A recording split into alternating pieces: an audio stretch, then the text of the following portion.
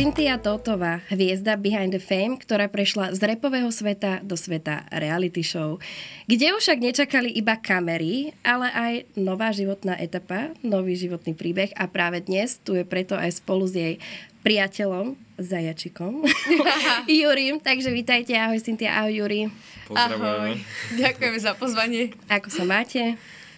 Tak so zajačikom. So zajačikom vždy dobre. Hej, nie, veľmi dobre sa máme. Teraz sme boli v Prahe, takže beháme hore-dole. Predtým na Madejre. Predtým na Madejre a teraz poviem na Maledivy za chvíľu, takže užívame si dobre. život. A už ste aj na televíznych obrazovkách pred všetkými Slovákmi, tak aké máte reakcie? Strašne ty, no. Hej. Tak mne do správ chodili veľmi pekné správy, že to chcú hneď kúkať ďalej, alebo že ma spoznali z iného svetla a že akože som tam úplne autentická, že sa im páčim. Takže ja som naozaj nemala žiaden hejt, čo sa týka komentov v mojich správach, takže mi chodili fakt len samé pozitívne reakcie, takže som sa tešila. A potom som uvidela komenty a iba, že čo? To sa nezhoduje s tým, čo mi písali. Ale tak väčšinou ľudia, ktorí reagujú pozitívne, nekomentujú tieto príspevky, väčšinou takí, čo sú nejakí... A už si na to trošku asi aj zvyknutá. Hej. A ja som zvyknutý na to, že som na televíznych obrazovkách už nejaký čas a toto som ešte zatiaľ tak akože veľmi vedľajšie, čiže je to asi fajn a není to pre mňa nový pocit a dobre to bolo za mňa. A dnes sme tu preto, aby sme spoločne okomentovali druhú epizódu. Ja už som teda druhú epizódu videla a sú tam všelijaké aj také sporné momenty, tak som zvedavá, čo na to poviete. Aké to bude, či ten dobrý pocit budete mať ešte stále a práve preto si môžeme pustiť klip číslo 1. Prečo si donesla ty Cynthia mašle? Prečo? Toto je podľa mňa, že keď sa ukáže mašla, tak to som, že kto je toto?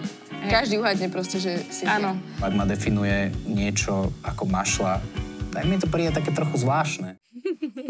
Tak čo, teraz nemáš mašlu? Nemám mašlu, lebo jak mám takéto vlasy, tak mi tá mašla nejak sa mi tam nehodí. Ale keď si dám zase niekedy dready, tak určite bude tam tá mašla zase. Ale určité obdobie tá mašla ťa teda naozaj definovala. Áno. V ľuďoch to vzbudzovalo pocity, emócie, vášne a dokonca tvoja mašla bola spomenutá aj v rapovej skladbe. No jasné, že bola, vidíš, kam sa mašla až dostala. Takže ja som povedala, a mám komentovať tohto sama, čo na mňa dal.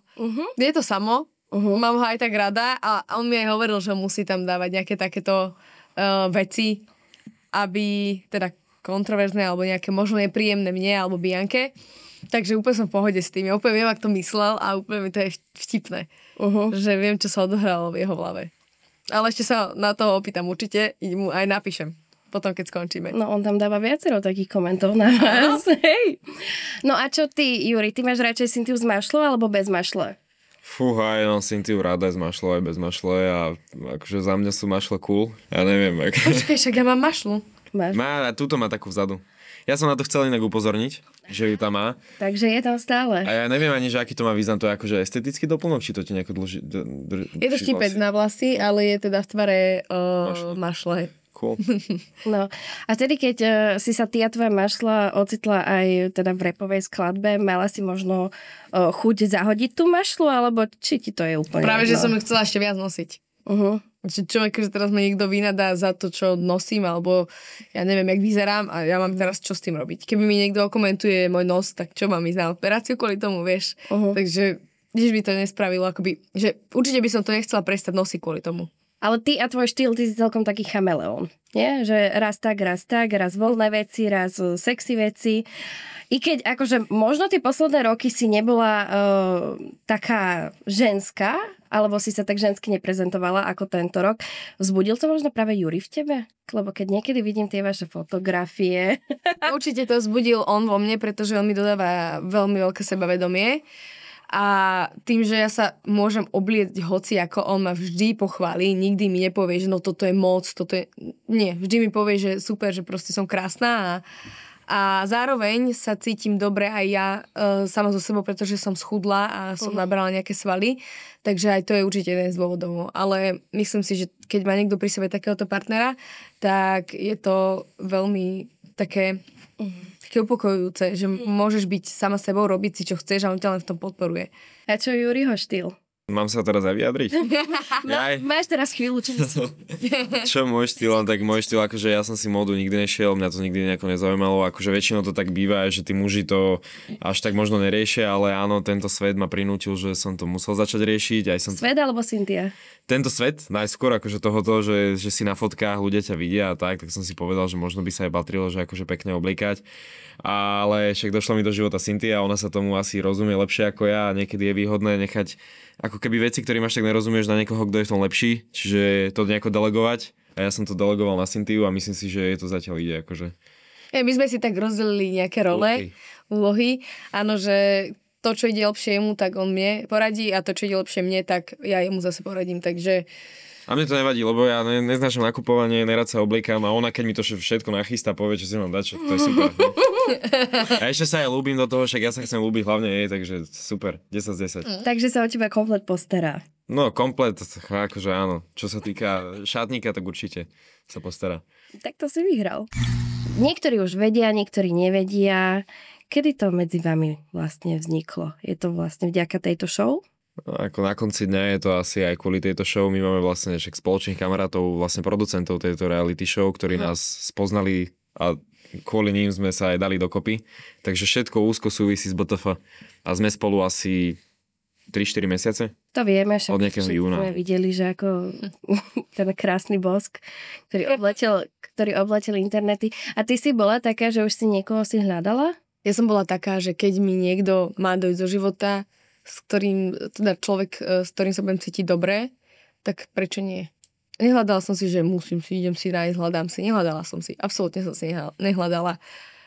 A potom došiel a ja, že ne, som sa začala zaľubovať a že ne, však on je mladší, že ne, ja vlastne nechcem nikoho.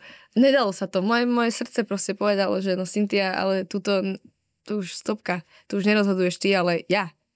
Vieš. A kto bol prvý zaľúbený? Asi ja. Hej? No a čím ťa tento mladý, krásny, šarmantný to srdíčko, kľudne si ho môžete dať. Ale to srdíčko mňa zaujíma, od koho mám. Ja ale neviem, od koho mám. Prečo, že zaujíma hlavne inak. Dobre, tak ma zaujíma. No, tak čím ťa tento mladý, šarmantný muž očaril? On má tak strašne dobré srdce, že to ja nechápem, že ešte takýto človek existuje, že všetkým chce dobre a normálne tak posledné, na čo myslí, je na seba, nechápem, inak to nie je dobré, ale je taký, že zaujíma sa od tých svojich blízkych a chce im najlepšie, ako vie, čo vie pre nich spraviť, spravil by všetko. Je strašne cieľavedomý, je ochotný, je trpezlivý, zručný, vnímavý, takže toto hovorím všade vždycky, ale ako je to pravda, neviem, čo mám iné povedať. Musím to stopnúť, máme tu nejakú zásielku. Sekundičku. Čo? Zasielka, že došla pošta. Jakú zásielku? Došla ti ďalšia, čokoláda, možno. Vôbec neviem od koho, lebo však ja Vojka ani nepoznám veľa ľudí. Páči sa, toto bolo mi z recepcie, že to mám ísť zobrať. Páči. To čo je? To čo je? Čo tam je napísané? Že pre Juraja Koči. Ty si Koči? Áno, ja som. Počúvaj ma. A takže okrem tohoto, že nevyvinutý poriadne čuch, tak všetko je v poriadku. Hej. Takže niektoré veci ešte nie sú tak vyvinuté, ale však robím na to, ne? Čo ešte nie je také vyvinuté? Neviem, Cynthia musí povedať, čo nemám vyvinuté. Napríklad ja chcem chladničku opraviť už asi 2 mesiace a on stále to nevie urobiť. Nie, že neviem počkať. Jasné, že to viem urobiť. Už som si tam zobral aj moju šrobovačku, všetko.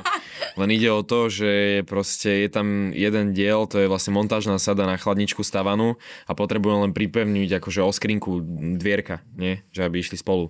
No a tam je ten problém, že neviem objednať iba ten jeden dielik, ktorý sa pokazil, ale musím objednať proste všetkých 50 k tomu. Tak to čakaj ešte tak, že minimálne 6 mesiacov. Ja tiež teraz som sa konečne toto leto dopracovala k tomu, že potom, čo sme mali 3/4 roka chladničku v pivnici, novú, tak až cez leto bola namontovaná na miesto mojim partnerom. Ja mám na to strašné nervy, že prečo sa to nedokáže urobiť? Urobím to. Dobre, objednám ten diel, už som bol v jednom obchode a ale už si to povedal tu, takže... Lebo ja napríklad hneď, prídeme z dovolenky, ja hneď čo urobím, vybalím veci. Prečo by som to mala robiť o 2 dní, že na čo mám proste čakať? Lebo raz sa nám stalo, že niečo som mala na sprche, neviem, jak tá hlavica nedržala niečo nejako a mala som fakt zlý deň a už ma všetko všetko, nejaká všelijaká drobnosť ma už dokázala vytočiť a ja som došla do tej sprchy, nevedela som si to tam dať, lebo to proste to tam nešlo. Ježiš, ja som taký záchvat chytila a že som tu sprchu a že to keľu aj s tou sprchou, že neviem sa normálne usprchovať, musím si to držať a zároveň si aj mydliť všetko, že proste nedrží to, vieš. A on hneď došiel, hneď to opravil. Namiesto toho, aby keď som bola ešte kľudná, som to povedala, že to by to trebalo opraviť. Lebo proste nebola núdza o to. Nebola núdza o to. Že keby po mne huláka a proste robí mi nervy, tak jasné, že to idem hneď opraviť, ne? Prečo by som tak sa hulákala? Vtedy si hulákala. Ale to som hulákala na sprchu, nie na teba. Dobre, však na sprchu. Tak som to rýchlejšie vyriešil, lebo som cítil, že už môže byť zle. Sleduješ aj také napríklad, že čo lajkuje? Nepozerala som si jeho akože takto, že Počkaj, pozerala a pretredila aj. Ale čo? Akože poďme správdu na stôl. Ale teraz, akože teraz. Ja teraz nie. Ale na začiatku, keď sme ešte boli, tak ja tak ona zobrala môj Instagram, pozrela, koho followujem. Aj bez môjho súhlasu veľa z nich akože povymazávala. Nezaujíma ma, či jej kamoška není vymazané a ideme. Ale kokos, je to tak však, normálne. A proste pokračujeme ďalej, proste ženy nič, no. Ja som žila v rapovej sfére, takže niekedy som čítala taký koment, že táto feťačka, alebo neviem, ktorá droga spôsobuje to, že som hyperaktívna. Viem, ako je na tom Bianka, keď niekto proste o nej hovorí veci, o ktorých ja viem, že ona nerobí, napríklad o tom, že droguje, tak je mi to také, že na čo vyslovuješ veci, o ktorých nevieš. Nedokresluj tam niečo, aby si mala videnia. Tak myslia si niektorí ľudia, keď ma niekde vidia, že niečo berem, ale ja som len proste strašne hyperaktívna. Počúvaj ma. Pamätám si na tú tvoju chatu tam hore na Kysuciach. Keď som tam bola naposledy, ešte voňala po dime a po tých tvojich ranných voľských okách. Láska, ja neviem, o čo ide. Nie každý, kto ťa sleduje, chce len niečo z teba. Niektorí len nechcú zabudnúť. Tvoja, veď ty vieš. Ale však nechaj mi to. Nenechám ti to. Takto to, jak to ohoreli, tak ja to len dokončím. Ja to len dokončím, takto si to zapálím a takto to, sorry. To srdiečko si možno zobrať. Nie. Why are we still here?